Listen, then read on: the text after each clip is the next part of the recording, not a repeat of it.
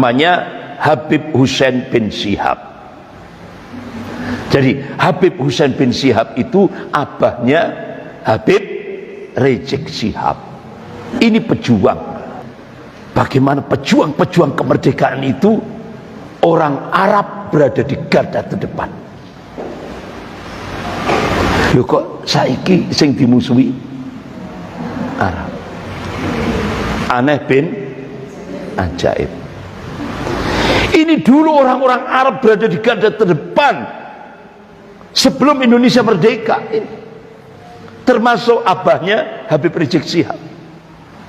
Tahun 1948 Soekarno pidato di Semarang. Ini pidatonya saya bacakan. Kita kini sudah merdeka. Tentu kita harus bersyukur kepada Allah Tuhan yang Maha Esa. Kita juga harus berterima kasih kepada seluruh rakyat yang sudah berjuang untuk kemerdekaan. Karena ada warga keturunan yang juga ikut berjuang membantu perjuangan. Kita juga harus berterima kasih kepada warga keturunan Cina, Tionghoa ini. Kita juga harus berterima kasih kepada warga keturunan India. Tetapi kita jangan berterima kasih kepada warga keturunan Arab. Karena mereka sudah menjadi bagian dari keluarga besar bangsa kita sejak ratusan tahun yang lalu. Ini pidatonya Soekarno. Jadi kalau kepada wong Arab ora usah terima kasih. Karena apa? Wong Arab sing ning Indonesia itu sudah menjadi bagian dari bangsa Indonesia sejak ratusan tahun yang lalu. Ini sejarah. Tapi sekarang ini ditutup karo siapa? Imad yang begal nasab ini. Begal nasab yang sekarang lagi rame. Jadi mau sweeping. Astagfirullah. Ini koran tahun 45. Jadi di headline depannya itu tertulis seluruh dunia Arab dan Islam berdiri di belakang bangsa Indonesia. Paham? Kenapa sekarang Islam dimusuhi, Arab dimusuhi, pemimpin Islam dimusuhi, ulama dimusuhi? Berarti jawabannya Indonesia sedang dijajah. Akhirnya yang pertama kali memberikan dukungan kemerdekaan Republik Indonesia 1 tahun sebelum Indonesia merdeka, yaitu 1944, yaitu Syekh Muhammad Amin Al-Husaini, Mufti Palestina. Ini yang pertama kali memberikan dukungan kemerdekaan Republik Indonesia. Sebelahnya ada Muhammad Ali Thohir ini. Kalau yang sebelah-sebelahnya ini diplomat dari Indonesia, sedang mengucapkan jazakallah khair, terima kasih atas dukungan pertama kali. Ini Muhammad Ali Thohir ini saudagar Palestina. Semua hartanya di Bank Al Arabia diserahkan untuk perjuangan sampai Indonesia merdeka. Luar biasa. Artinya apa? Dua orang ini artinya Indonesia hutang budi kepada Palestina. Ini. Kemudian yang kedua Imam Hasan Al-Banna rahimahullah dari Mesir, ulama dari Mesir, pemimpin Ikhwanul Muslimin. Ini yang kedua yang memberikan dukungan yang kedua sebelum tahun 1944. Karena itu konstitusi Indonesia. Itu ibu-ibu. Masya Allah. Akhirnya Pak A.R. Baswedan, Pak Kiai Agus Salim langsung lobby-lobby terhadap pemimpin-pemimpin seluruh dunia Arab. Di Indonesia dimunculkan Arabian Press Broadcasting, kantor berita yang namanya Arabian Press Broadcasting, kantor berita Islam di Indonesia yang disebut APB. Siapa promotornya? Yang sebelahnya Pak Karno ini namanya Asad Syihab.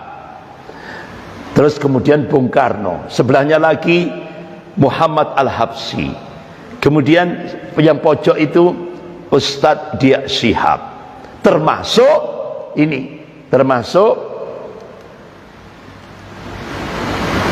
namanya Habib Hussein bin Syihab.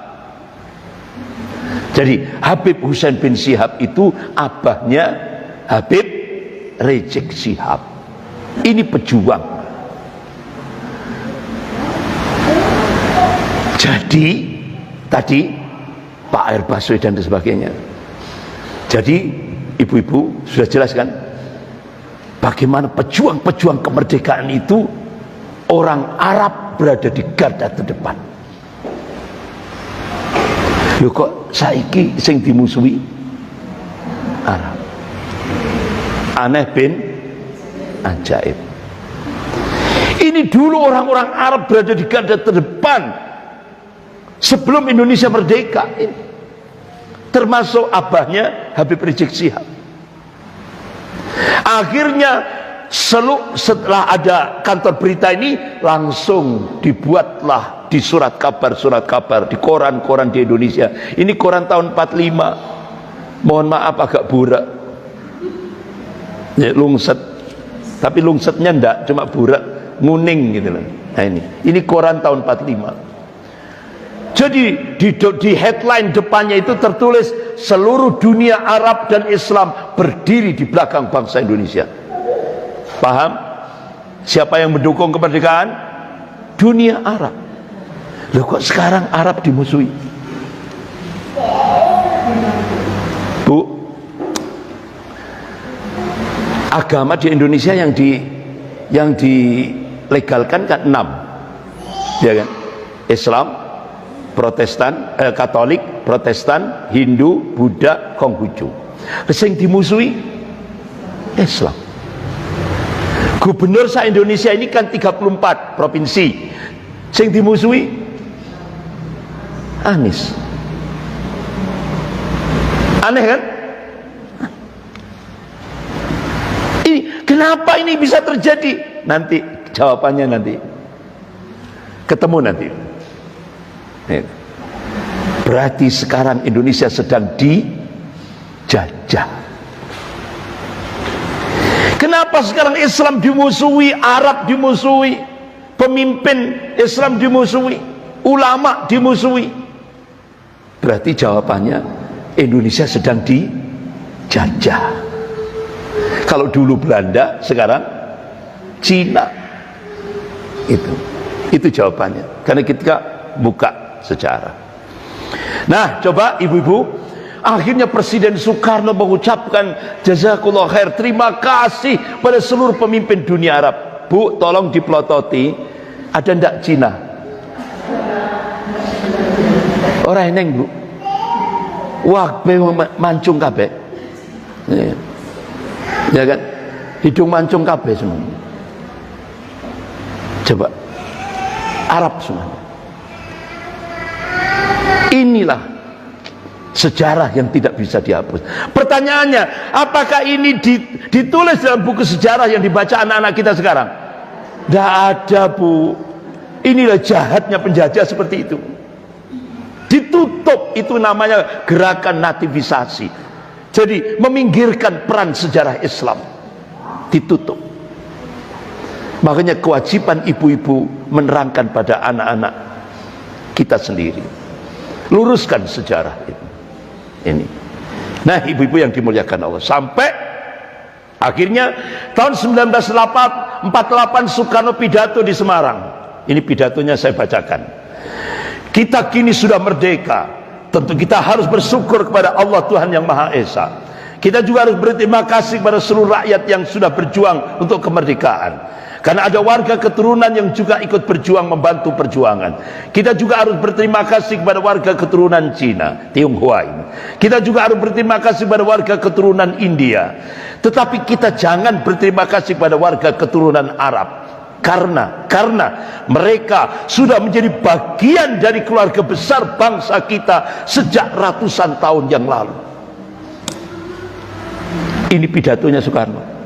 Jadi kalau kepada wong Arab ora usah terima kasih. Karena apa? Wong Arab sing ning Indonesia itu sudah menjadi bagian dari bangsa Indonesia sejak ratusan tahun yang lalu. Dari Hadramaut, dari Yaman, dari Mekah, ya kan?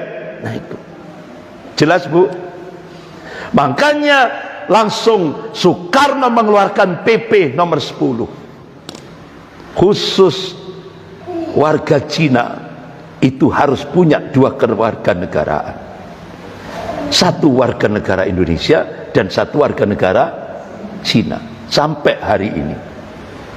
Khusus untuk Cina itu namanya harus 2.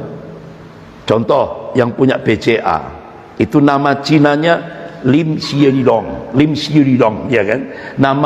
Nama Indonesianya Antoni Salim. Dan itu semuanya seperti itu, ya kan? Tapi untuk orang Arab nggak perlu 2 warga negara, ya kan? Nggak perlu kan? Kan ibu nggak punya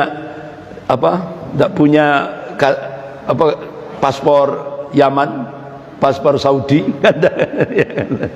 cukup paspor Bangil Indonesia. Jadi seperti itu.